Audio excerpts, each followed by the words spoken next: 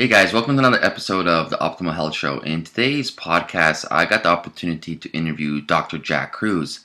Now, many of you know Dr. Jack Kruse about his connection with leptin and cold thermogenesis. Now, he has been very controversial in his topics about ketogenic diets, how you have to become cold adapted, and many different ways of looking at nutrition. I could say even in a quantum way of looking at it. And that's why he really got my interest, is because he's outside of the box thinker. So today's episode is going to be absolutely amazing. I know you're going to benefit from the information. Now, before we actually begin today's podcast, I just want to make sure if you had the opportunity to head over to amirrosic.com and join over 3,000 Optimal Tribe members. When you become a tribe member, you will receive exclusive content, exclusive interviews. All you got to do is head over to amirrosic.com and enter your name and email address. Now on with the show. And welcome to the show, Dr. Kruse. I'm glad you can make it. How you been? Pretty good. How about you? I'm good, I'm trying to avoid all these EMF waves around me, but everything's going all right. So, how you been? How's everything? Pretty good. Just enjoying a beautiful day in Nashville. Excellent. So I would like our audience to recap a little bit of history about yourself. You can tell us exactly what brought you to this position? I'm a neurosurgeon and I actively practice brain and spine surgery. And in 2006, I was given a talk down in Birmingham, Alabama. Stood up. When I stood up, I tore a knee meniscus. And one of the other doctor's wives was there, who was a researcher for a big pharmaceutical company. And after my talk, she saw that I was struggling to get around. And she said, look, I'm going to send you some papers and get you a book and start you on the path. And she did. And one thing led to another. And I just started reading about this. And the more connections I kept making, I started to realize, well, maybe I can fix this problem. And long story short, after 18 months, I thought I had it pretty well figured out, and I came up with some protocols for me because at the time I was 6'2", about 360 pounds. And then when I started doing all the things that I talk about on my blog, I lost 77 pounds in 3 months and 130 pounds in 11. And then about 18 months in, I was 157 pounds down. Now I've been 200 pounds going on almost 7 years. Mm-hmm. Wow. Then, docs in my hospital started seeing me apply this to my family and several of my patients in the clinic. And one of the doctors mentioned to me, instead of writing a book about all this, because it's probably not going to be well accepted into mainstream literature, because most of what I'm pointing out is why this is in our blind spot. It's because of mistakes that were made in the literature. And also, unfortunately, because doctors aren't taught this stuff. Patients are frustrated with doctors these days, but patients need to understand why they should be frustrated. Everything a doctor knows today is based on biology and chemistry, and the biology and chemistry is based on static state views of science. And the problem is, we're not static state. We're quantum beings. Mm. And that's where it changes. See, the physics of quantum field requires an understanding of quantum field. And I got news for you. When I was in medical school, I didn't learn any of that. I mean, I was completely out of my league when I realized that was the key factor. And then when I started putting things together, I went back and basically taught myself quantum field theory, and went back and realized all the diseases that I treat, I needed to look at them differently than how I was taught. So I started to apply some of this stuff, and a lot of this stuff is not hard. That's the crazy part about it. You would think, most people think about Einstein's math or Heisenberg's math, and they think, oh, my head's going to hurt. But actually, the application and making things actionable is actually not as hard as you think. I think the hardest thing is overcoming your old beliefs. Mm-hmm. In this new paradigm, because the old beliefs are what cause you the big problem. Definitely. Well, I've been following your blog posts lately, and I found it really, really interesting for the last 3 blogs that you're really focusing on talking about the quantum biology and quantum mechanics. Is the whole connection between our sleeping patterns, electrons, and electromagnetic fields. Can you explain a little bit more for our audience about that? Yeah, it's actually simple. What people have to stop doing is think about calories, macronutrients, exercise, in terms of a biologic system. What you need to start to realize is that we are about electrons, protons, and neutrons, okay? And that does take a little bit time to understand. But most people know that there's something called the photoelectric effect that Einstein won a Nobel Prize for. And everybody probably listening to your show knows a little bit about vitamin D.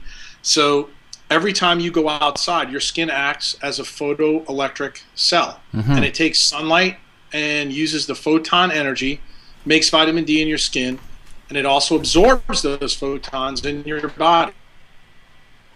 Okay? What people don't realize is the flip side of the photoelectric effect. Photoelectric effect is big, closer to the equator, and it's also big, like if you live further from the equator, like say you live in New York City or in British Columbia, you're going to get the photoelectric effect probably May 15th on to maybe August 15th. So it changes where you live on the planet, and that's why it's a big deal.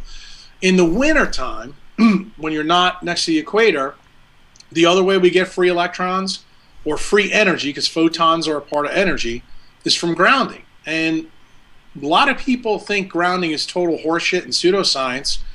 But here's the thing. When you start to understand that the human body uses semiconduction, what makes semiconduction different? Semiconduction, there's there's actually three different kind of currents that we have to talk about so people understand. The first current most people in biology get are ionic currents, similar to like calcium, iron, things like that. Those currents are what we call constrained. They usually happen in a cell, and they go across membranes. They do different things. But ionic currents are what we call big currents. They're not freely mobile. They don't have a lot of degrees of freedom. For example, if I was to freeze your hand, all your ionic currents in your body would slow, okay? But guess what happens when you freeze that part of your body for semiconduction? It actually increases your flow. And that's what people don't understand. Why? Because semiconduction uses something called a crystal lattice. And when most people hear the thing crystal, they think of hard. They think of like the needle on the end of an old record player. But that's not the major crystal in the body. The major crystal in the body is a liquid crystalline solvent called water. And when water is in its coherent field, meaning the magnetic field that all life evolved to, which is the Schumann resonance, some magic begins to happen in water. Not bulk water like you have in your tap in your house right now.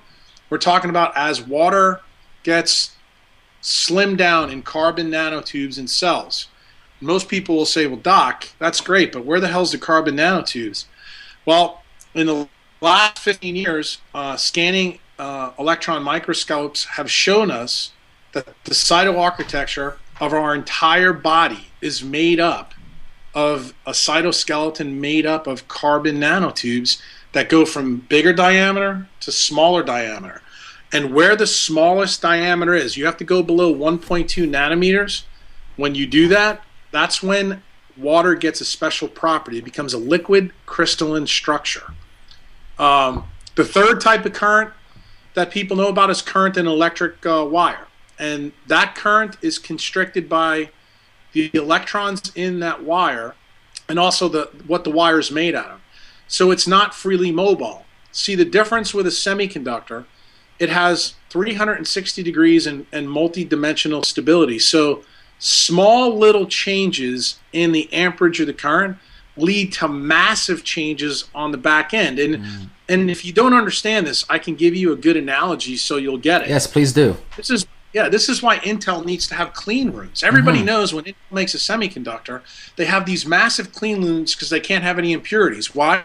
One small impurity completely screws the system. Well, guess what? It's the same thing in your body. Like most of the people in the alternative health field understand that fluoride is bad, but what they don't understand is why fluoride is bad. Just so everybody's clear, fluoride does not cause cancer. But you know what it does do? It has a high dielectric point that blocks water semiconduction. And when you block water semiconduction, you cannot make energy efficiently. When you cannot make energy efficiently, it ruins cell signaling, and that's what causes cancer. Wow. So it's called the proximal cause effect. And what else causes a block of water conduction? Things that you know about: vegetable oil, trans fats. Those are some of the biggies. Now, not all polyunsaturated fats do it, but some do. Then there's another effect. We now know that very few people know this, but cell membranes also do proton superconduction. Mm-hmm. So when you put bad fats into your cell membrane, you can slow down proton superconduction as well. And that has massive effects in terms of enzymatic fluxes and kinetics in a cell. For example, the static state of cell theory today is they look at a cell like a bag of fluid with a bunch of crap in it and organelles and cell water. The problem is when you actually look at how a cell works, let's say in you, Amir, when you're working out, we can't explain through the static state how the enzymatic fluxes happen in the CA cycle in your body. Mm-hmm. In other words, from a timing perspective, the hydrolysis of ATP cannot explain how it works. But guess what? Biology's been accepting that since the 1960s. They even gave a guy a Nobel Prize in 1978 named Peter Mitchell for his chemoosmotic theory, which is the one that most people know about ATP and the production of a proton gradient across the cell membrane, because it's used in the mitochondria. Mm-hmm. Everybody believes that the hydrolysis of high-energy phosphate bonds from ATP drives biochemistry. Well, what I'm telling you is, no, it doesn't. It's impossible. Mm-hmm. And what we do use to allow biochemistry to happen is both electron and proton superconduction. And what ATP does is something different. It actually allows proteins to unfold to their maximum ability to expose the NH2 and the COO groups, which are highly polar. And guess what it bonds? It bonds to water and the water dipole. And what does that mean? When water fully hydrates around a protein, it causes something called a reverse micelle situation. That gets plugged into that cytoarchitecture, and what happens in one cell can instantaneously happen in another part of the body. And the Mm-hmm. reason that happens is because they're tied to a superconducting cable. So if you think about a superconductor this way, and the way it can have an effect over a long period of time, over long distances, it's very simple. Think about a straw that has billiard balls in it, okay? When you add another electron or a photon to the end of that and you push it through, remember that ball only had a go in the straw in the beginning, but it had an effect distally. Mm-hmm. It didn't have to move the distance. And that's exactly what happens in semiconduction. It allows electrons to move over atomic nuclei where it's shared. And it can do amazing things. That's why in semiconduction biology and chemistry, 1 + 1 often can equal 4. And that's the reason why your computer can do some amazing things that, solid state transistors can't do. And see, people seem to understand that about technology, but they don't seem to understand that's precisely not only how the central nervous system works, the peripheral nervous system, but your muscles, the actin and myosin filaments in your heart, your skeletal muscles, your bone. I find this interesting. Is there any connection between? I believe there's a scientist in Japan. He was doing water crystallization with frequency, like Dr. Ono. I'm not too sure if you're familiar with that. He was actually there's a lot of people who are biophysicists that are now working on liquid water crystalline structure. Probably the doctor I would tell you that's probably the most famous in the world, because she's written a pretty amazing paper that's on PLOS One, is Philippa Wiggins. And okay. I mentioned her in EMF 7 on my blog. But the other guy that is really important in this whole thing, who actually came up with all the original biochemistry, he's the one that actually proved that Mitchell's theory was wrong, but nobody was paying attention because it was already accepted, Mm-hmm. is a guy named Gilbert Ling. And Gilbert Ling figured out early on that chemoosmosis in the mitochondria could not explain the energy of activation of biochemistry. And he did it on a mathematical basis, which is actually shocking. But the problem was, like anything else, I mean, you know, modern, you know, you guys are pissed off at doctors because people won't listen to you about, you know, different things. Well, it's the same thing for this poor guy back in the 1950s and 60s when he found out that protein needs to be unfolded for water to bind to it. You know, Mitchell's theory, he can't even explain the action potential, or I should say the cell membrane resting potential in his own theory. It stands at minus 50 kilovolts. Ling completely explains it by his theory. And the problem was when he came out with his theory, it was so unusual that people couldn't accept that life would use something like this. Well, around the same time, about 8, 9, 10 years ago, there was another researcher who found that bone and bone physiology, his name's Robert Becker, he was an orthopedic surgeon in Syracuse, New York. He actually found that bone uses piezoelectric current. And just for anybody who's listening, what is piezoelectric current? It's a property of semiconduction that allows the system to work to mechanical stresses. And what you'll be shocked to hear this. The periosteum of your bone actually gets innervated by a nerve, and a small amount of perineural, what we call interfascial water, makes a current, a very, very, very small current. And it doesn't come from the nerve. It comes from the Schwann cells around the nerve. Really? Okay? It has nothing to do with the nerve. And that's what people don't realize. And that's what goes into the periosteum. But here's where it gets interesting. Guess what happens from that current to the periosteum? It causes a photoelectric effect in the periosteum. So when you examine this, the periosteum actually has light in it. Wow. Now, to show you how this works, you're talking to me now on a computer that uses an LED screen. Guess what? That's exactly how an LED supercomputer works. But guess what the difference is in the body? That photoelectric effect that's in periosteum hits a node called a PN node.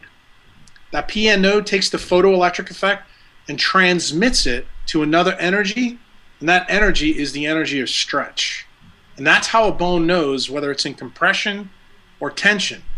And he actually showed that the positive node of bone is collagen. The negative node is the apatite, or the crystal that goes in it. Everything has to work perfectly for bone to work. And it works completely 100% on semiconduction. This was discovered in the 1960s. Well, here's the interesting thing about his work. When you read his original work, you know what you start to find, Amir? He never mentions how it's powered. He never mentions ATP at all. Interesting. And do you know why? Because it doesn't use ATP. And see, Ling and Becker were working on the same thing at the same time, but guess what? Their paths never crossed. And they were in two separate fields of biology. One guy was a research biochemist in the energetics field, and the other guy was an orthopedic surgeon who was working on limb regeneration to figure out why mammals couldn't do what salamanders did. Salamanders, you cut their whole leg off, and they completely regenerate. Yeah, regenerate, yeah. Well, guess what? That's what this guy was studying. He actually found, and people don't know this, if you take a kid or you and you amputate your fingertip off, if you don't do anything to it all, you can totally regenerate your fingertip using his technology. Really? Absolutely. Wow. No doubt. But guess what? Modern medicine gets in the way and they want to do all this fancy stuff. Now, that's the only last remnant of our ability as mammals to physically regenerate. But what Becker realized was even more important. He realized that bone doesn't heal. That may sound radical to you because you probably say, well, doc, I know people break their leg and it heals. That's not true. The bone regenerates. It does exactly the same thing as the salamander does. Bone has no inherent ability to heal itself. It only can regenerate. And believe it or not, bone regeneration is the last remnant of limb regeneration that's present in humans and in mammals. And the reason that we can't do it is because most of our neurons are put up where? In our head and our peripheral nervous system.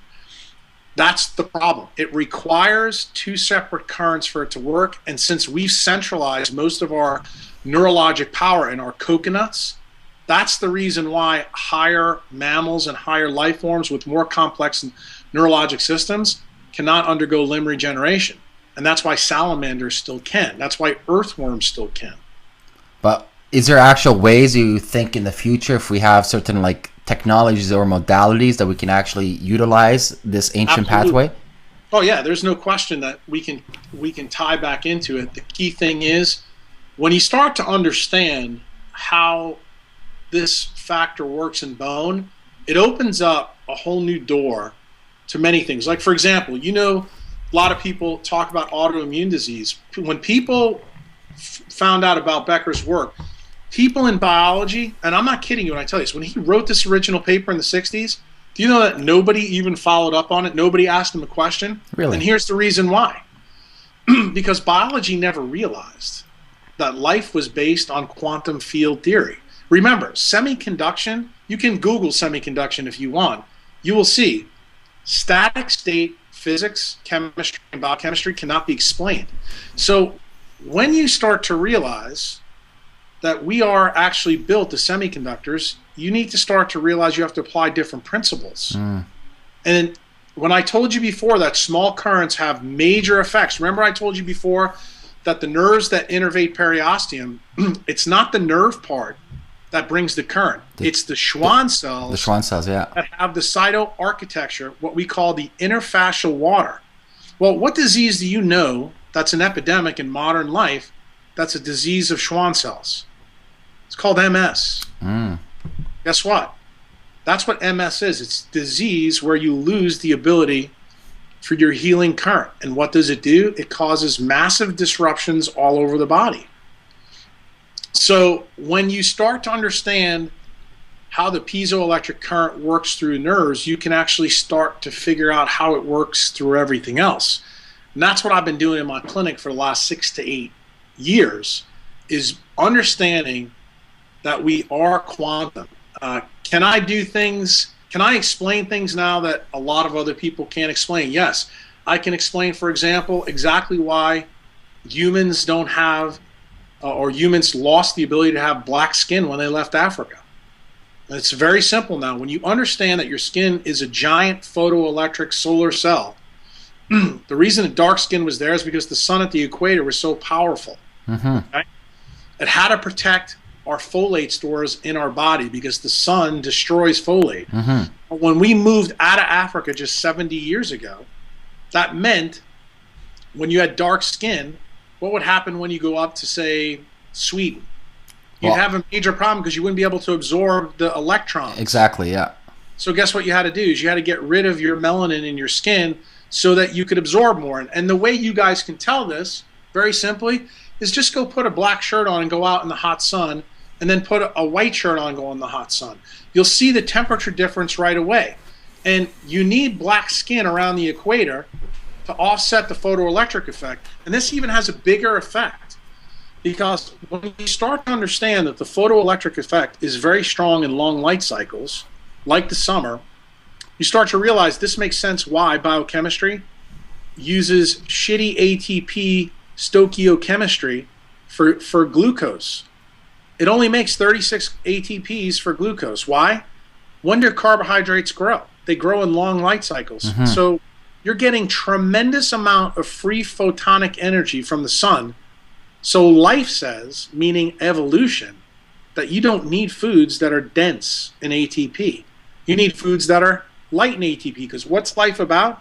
It's about energy balance. Well, yeah, so in the wintertime, you're getting the electrons from the sun.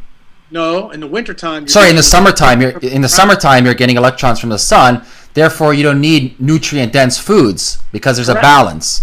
Correct. And in the wintertime, you're going to be grounded, and the sun is not going to have a strong angle of inclination, so you will not be able to get the photoelectric effect. And that explains why a free fatty acid like stearic acid has 18 carbons, makes 147 ATP, versus 36 for the orange that you ate in the summer. And that tells you why things need to be balanced. But it gets even more interesting when you really look at this from an evolutionary perspective. It should make intuitive sense when you start doing this mathematics, thinking like a quantum physicist would, why plants have no fat stores. Why? Because they're constantly grounded 100% of the time, and they're constantly in the photoelectric effect. They have no reason to have energy imbalance because they don't move. So they're basically like a battery plugged in 24/7. You got it. Exactly right. And why do animals have fat stores? Because we move across the earth, we're disconnected at times, and we don't, it's because we're able to move away from the equator and to different latitudes and longitudes. We would need to have a mechanism in order to store energy, to offset, to create energy balance. So when you lose free electrons from your environment, you get fat. And that was one of the things I realized from this whole thing when I tore my knee meniscus. I said, you know what? The reason that my cartilage failed in my knee is because I had been losing free electrons because I was a fat ass doing everything wrong. I was disconnected from the earth, wearing rubber-soled shoes. I never went around naked in the sun like we were designed. And I also ate carbohydrates out of the wrong time of the season. I did everything possible wrong that I could. And what that meant is that I dehydrated the cartilage in my knee and allowed it to become more friable, and it tore. Then it started to dawn on me, maybe there was another effect. How else could I lose electrons from my environment that would dehydrate me? And I got to thinking long and hard about some of Becker's research. And Becker wrote some interesting papers when he talked about the Russian space program, specifically in 1977. And it got me thinking about my own clinic. Since I'm a neurosurgeon and I do a lot of spine surgery, for about 5 or 6 years, I've been noticing in the clinic, it seemed everybody who came in, no matter how old they were, had osteoporosis. And I was like, this doesn't make sense. This is the disease of aging. Why would a kid who cuts grass here in Nashville, when I do a neck fusion on him, have shitty bone? Yeah. And then I got more inquisitive and I did labs on him. And I found that he had highly sensitive CRP that was elevated, low vitamin D, and his DHEA was crashed, and he had terrible testosterone. And I got more intrigued and went back to Robert Becker's studies, and then it dawned on me what the problem was. I looked at where the what we call the healing current or the perineural current for the piezoelectric connection to bone was, and it had nothing to do with ATP, but it had everything to do with the electromagnetic field. And I thought about it, and I was like, wait a minute. This makes sense. We have a lot of pulsed EMFs in our normal environment, and it's grown exponentially in the last 50 years. It started back, with Nikola Tesla, and progressively gone on. Now, we're bombarding it. So that gave me the link to look at what an altered magnetic field would do. And looking at Becker's work, he pointed me to the Russian space program in 1977. They lost 3 cosmonauts on, I believe it was the Soyuz 6 mission. And he postulated in one of his research papers that he felt the reason the person died is because they were disconnected from the magnetic field of the Earth. And the Russians never realized it. So I started to look more closely at the Russian literature to see if they started to study this. And lo and behold, it turned out that the Russians have been studying this stuff ridiculously more than we have. Why is it always the Russians are ahead of us in some way? I don't know. Well, I think the reason for it is, honestly, there was another paradox that opened up here that it really opened up a Pandora's box for me that I don't like to think about. But if you really understand semiconduction came out of came out of the science of the nuclear age. It came out of Einstein, Niels Bohr's, Robert Oppenheimer's work that made nuclear weapons possible for World War II. And those 3 scientists made a specific comment in the early 1940s to FDR and later to Truman that basically said, when you open up Pandora's box, you need to worry about a lot of things. And what they specifically, and what our country specifically was worried about back then, was about thermonuclear war. In other words, reading Einstein's equation left to right, E equals mc squared. Here's what they didn't realize. When you read the equation backwards, like biology does, guess what the number one radiation you need to worry about is? EMF. And the reason why? It is completely dependent upon the magnetic field that it finds itself in. And this is what gave me the impetus to look at the Russian space program from 1977 to modern times. And what did I find? In 1996, Valery Poikolov, one of their Russian astronauts, went up into Mir and set the record. He was the human that was up in space the longest. And the reports were when he came back, he lost 80% of his bone density in a year. In other words, he sustained a lifetime worth of bone loss in 437 days. It also meant to me something bigger. I told you this earlier. Osteoporosis is a disease of aging. This guy was a 40-year-old dude in better shape than any paleo person you know, but yet he was able to lose that much bone in that short a time. Einstein said that when we travel at the speed of light or go close to it or fast, we should gain time back. In other words, we should get younger.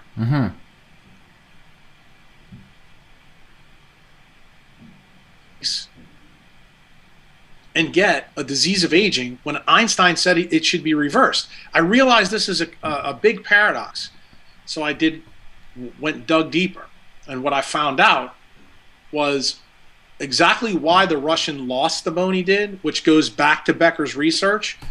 And I found out there was some mistakes made by biology in reading his papers. And he was partially to blame because the way he wrote the papers were quite sloppy. And I talked about that in my last blog post. That's the reason why people missed this. That's the reason I missed it, because I learned about Becker's work when I was a neurosurgery resident back at LSU.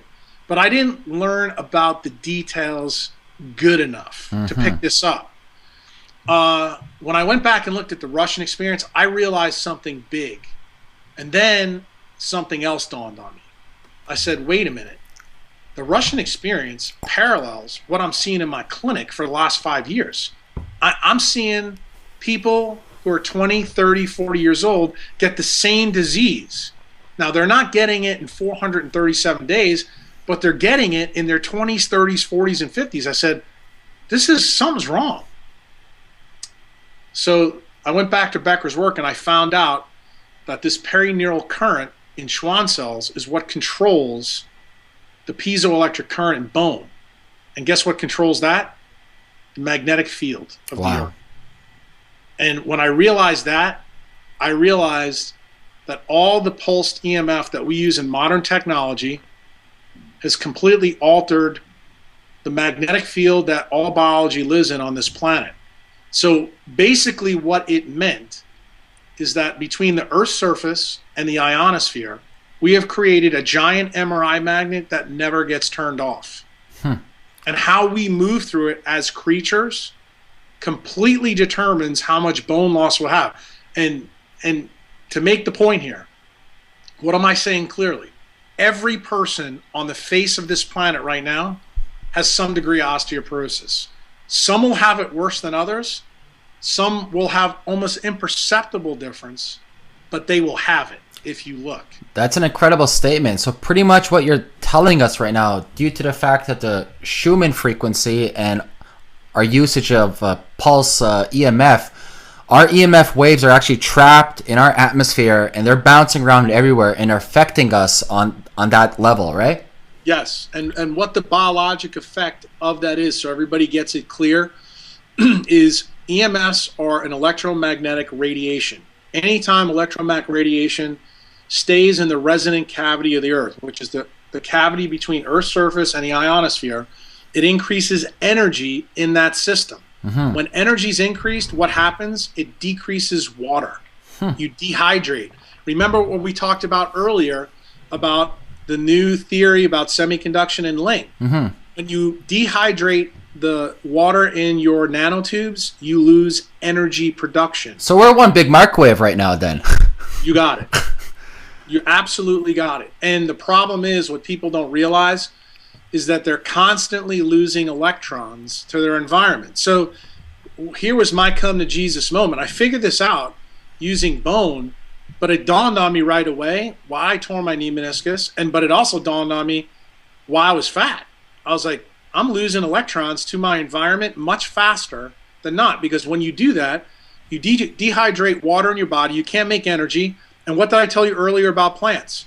When you can't make energy, what do you have to do? You have to store fat as much as you possibly can, because your body, the leptin receptor in your brain, its whole goal from an evolutionary perspective is to create energy balance.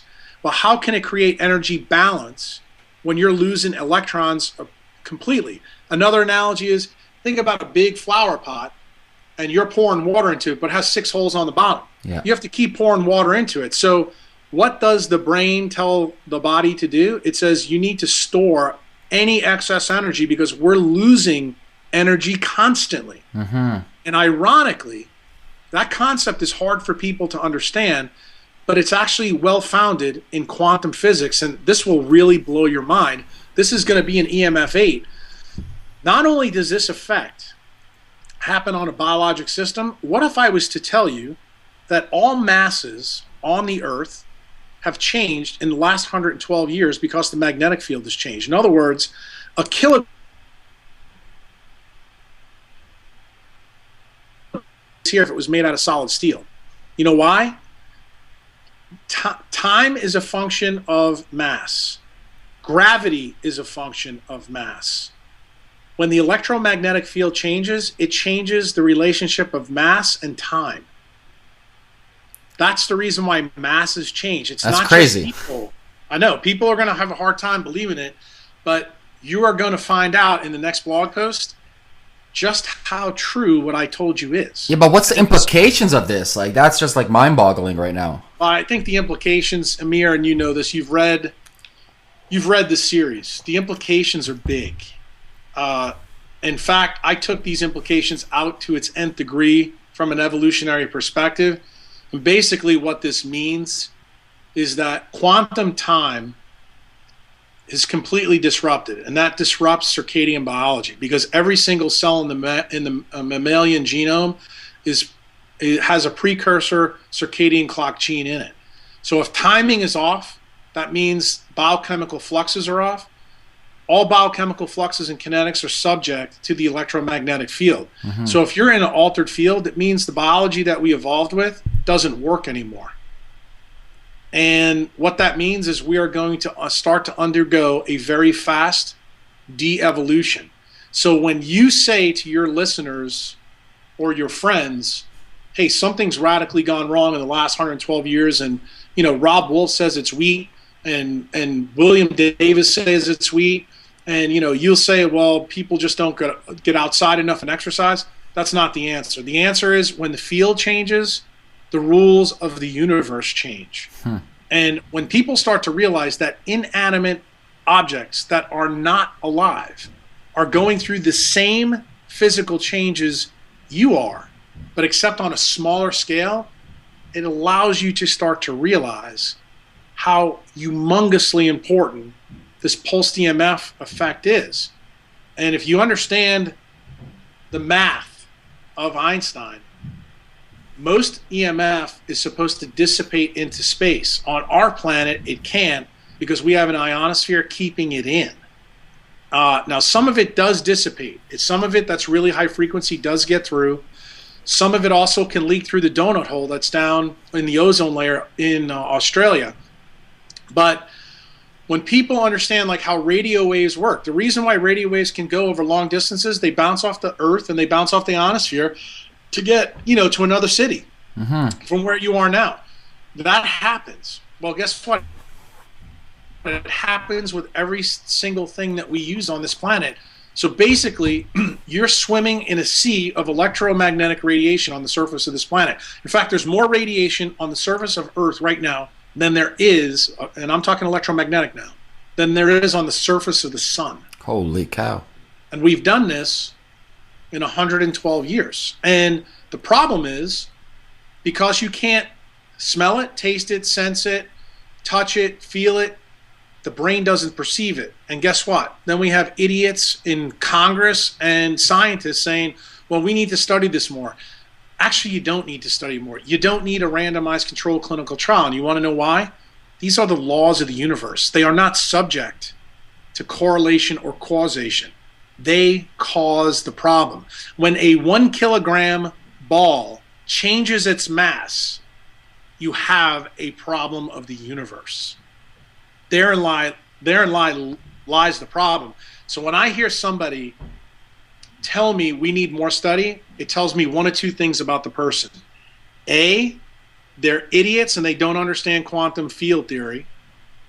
B, they know exactly what I'm saying is true and they don't want the message out. It makes sense, but with all this information at hand and the destruction of, or the so-called de-evolution right now, what are some steps that we can take to at least help us? Like, I know we're in a screwed up situation, but what can we do right now? Well, the smartest thing you can do is limit your risk. So the way to limit your risk is to start thinking about your place that you sleep. Because remember, as I told you, when you dehydrate and lose your proton and electron superconduction, means you have to live on your ATP pathways more. That should tell you right off the bat. The first maneuver, you have to eat a high-fat diet all the time because you need more ATP. You need that 147 ATP versus the 36 ATP from glucose. Eating carbohydrates in an altered field is a death sentence. Anybody who thinks otherwise doesn't know what they're talking about. And that means even in the summertime, you need to limit carbs in this altered field. The other thing you need to do is you need to replenish the water that's being dehydrated in your body constantly. So you know how doctors in the old days used to say drink 6 to 8 glasses of water? Yeah. I tell people to drink 1 to 2 gallons of water that's non-fluoridated, hopefully from the earth, like spring water, or just naturally occurring water as much as you can. That's part of the reason why we want to know why coffee is so incredibly important in the modern world. There's your answer. It has nothing to do with the caffeine. It has everything to do with the water, and people don't realize it. Any of those things, people also don't realize the water should be cold, because when we drink about a gallon of water, we can increase our metabolic rate almost 30% just by doing that alone. Really? Because of the free electrons that we're getting. Yes. That study's been done in Germany. Wow. And in fact, it's published, if I'm not mistaken, in one of the books of an anti-aging doctor named Jeff Life. That is something everybody can easily do. The other thing is you need to start limiting your environmental exposure where you sleep. So that means making a mini Faraday cage in your bedroom, getting a Schumann resonator, putting it in your bedroom. Because remember, if you build a Faraday cage, you can't build it so that the floor blocks the Schumann. Otherwise, you're going to be screwed and you're going to start feeling worse. Yeah. But you will block a lot of the ambient EMF. You want to unplug everything in your room.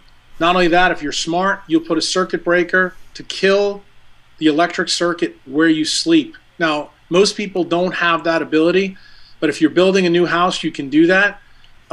If you don't have that, just go kill the circuit breakers when you go to bed at night. Turn everything off. If you have Wi-Fi in your house, get rid of it.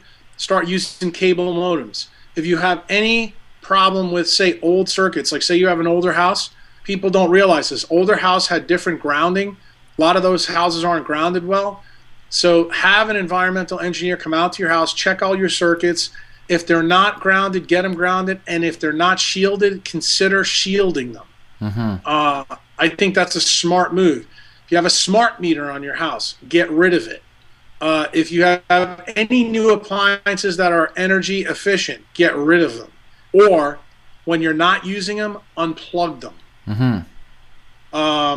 People don't realize it's in refrigerators, it's in washer and dryers, it's in your coffee maker, it's in everything. And the more of it you're around, the worse it is. What does this also mean? If you live in a city, move. If you live in an apartment building, move, because you got everybody's EMF around you.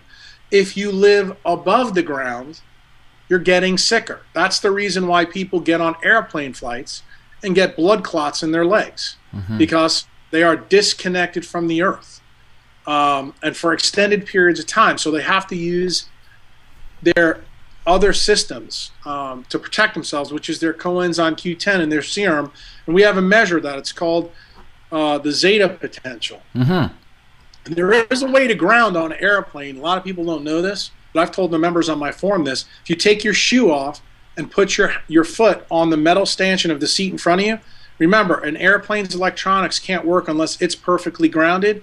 So if you take your shoe off and you ground to the plane, you're grounded. Interesting. It's a good tip.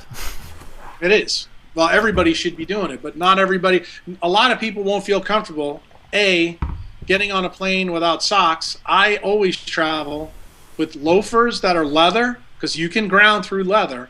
But if you know, Amir, if you're a guy or a woman, you try to go buy shoes these days, you can't find leather shoes anymore. No. So what do you have to do? You buy boots. I'm lucky. I live in Nashville.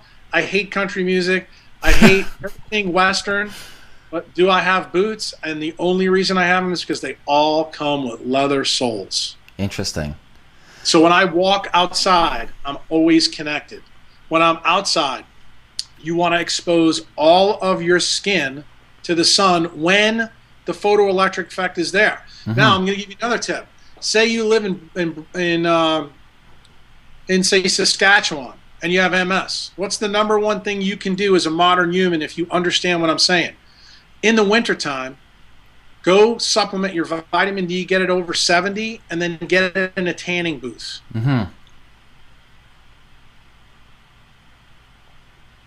Why? You're getting system so that you can help superconduction. Only thing you need to make sure of is bring your trimeter in and make sure that there's not too much EMF from the tanning booth, because some of those beds have too much, but some of them don't. That is a way for you to build up and get free energy. See, mammals are designed in wintertime to be 100% connected to the ground, because what were we supposed to do? Hibernate. Hibernation, yeah. But see, we have special neurologic systems that allow us to shrink hibernation to when? 2 to 3 hours when we sleep every night. But guess what, Amir? You sleep in a bed, and that bed's off the ground, and it's insulated from the ground. When's the last time you slept? I can't remember. That's part of the reason why degeneration started probably 1,000 years ago. When humans first started wearing clothes, when they started getting off the ground, they began the process of Neolithic disease generation.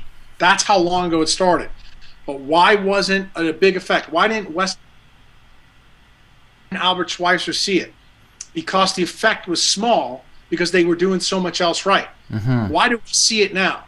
Because we're in an environment that completely dehydrates and disconnects us from the photoelectric effect and the effect of grounding 100% of the time. That's incredible information. So to sum it up for our audience, what would you say would be your number one optimal tip? I mean, like, if you had to tell somebody... Drink a lot of water that's non-fluoridated. That's an excellent tip. I could not agree anymore. Dr. Kruse, I want to thank you for taking your time out today to educate us on quantum biology and the quantum life. Like, people need to know about electrons, protons. People really need to get this information out there and benefit themselves. Well, the other thing they need to understand is that quantum field theory ties directly into circadian biology. Yeah. That's the link. And on my blog in the next probably month or so, I'm going to make that link crystal clear to everybody. People need to understand when quantum field theory is off because our magnetic field's off, it completely destroys quantum timing. And when quantum timing is off, it means that your melatonin's bad, your ASI is bad, your DHEA is bad, your hormone panel is bad. That you're being affected by it. So the fact that you can't see it, Amir, you can if you check your labs. Yeah, definitely. That's what I always do. I tell everybody, get some functional labs, get them going, because people don't understand that. Simple stuff like sleep. If you can just alter your sleep in a proper circadian cycle, can help you in the long run. Well, you have to realize in this whole mechanism that we talked to, that when you're dehydrating water and losing electrons, what do? You have to use the ATP that you would normally make in sleep to live. Yeah. And the reason why you have poor sleep, this is the reason why diabetics have sleep apnea because they can't recycle ATP well. And what do diabetics tend to eat? Carbohydrates. They tend not to eat fat. Why? Because the doctors tell them, oh, fat's bad for you. Yeah. When in reality, it's the one thing that they need. Yeah. Once again, Dr. Kruse, I want to thank you for coming on the show, and have a great day, brother. Thank you. All right, take care. Really hope you enjoyed today's podcast with Dr. Jack Kruse. It was really good and a lot of mind-blowing information. Now, today's episode was brought to you by my free 7-week sleep course at helpmesleepsolution.com.